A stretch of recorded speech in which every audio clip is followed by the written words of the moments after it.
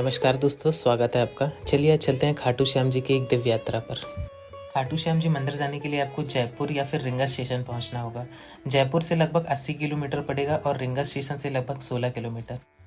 अगर आप रींगा स्टेशन पहुंचते हैं तो आप 40 से 50 रुपये देकर ई रिक्शा में बैठ के मंदिर पहुंच जाइए। नहीं तो आपको जयपुर से 20 रुपये देकर सिंधी कैंप बस स्टैंड जाना होगा।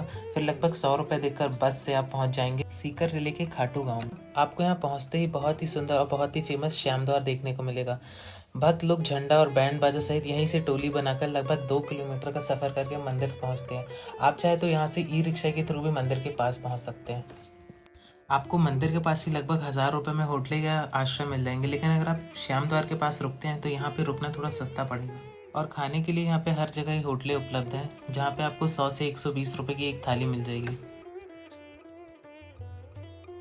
फ्रेश वगैरह होके चलिए अब अपन चलते हैं मंदिर की ओर। बाबा के निशान के रूप में आप झंडा प्रसाद आदि लेकर बैरिकेडिंग के पास पहुंचे। अगर आपको दर्शन सबसे पास से करना है तो आप बैरिकेडिंग की फर्स्ट लाइन यानी कि अपने हैंड की लेफ्ट हैंड साइड से जाइए तो आपको नज़दीक से दर्शन होंगे। आगे चल के आप बर्बरीक जी के शीर्ष के दर्शन करेंगे। बर्बरीक जी घटोत्कच के पुत्र और भीम के पोते थे। इनको वरदान के रूप में 3 बाण मिले थे शिव जी द्वारा, जिससे तीनों लोगों को जीता जा सकता था। बर्बरीक जी ने अपने माँ से महाभारत के युद्ध में जाने की चेष्टा की।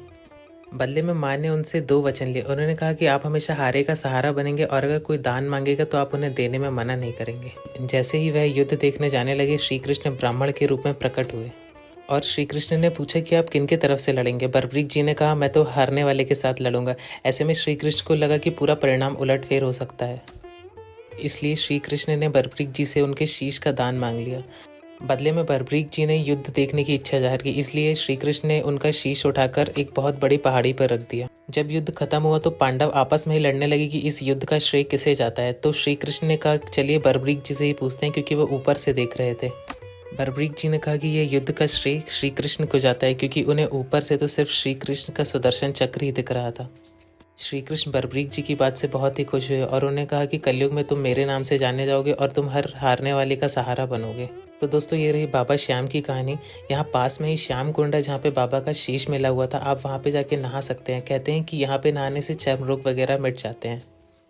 आप चाहे तो खाटू श्याम जी से लगभग 100 किलोमीटर दूरी पर सालासर बालाजी के दर्शन कर सकते हैं, या फिर अपनी यात्रा को यहीं विश्राम करके बाबा श्याम का आशीर्वाद और उनकी याद लेकर आप घर की ओर प्रस्थान करें।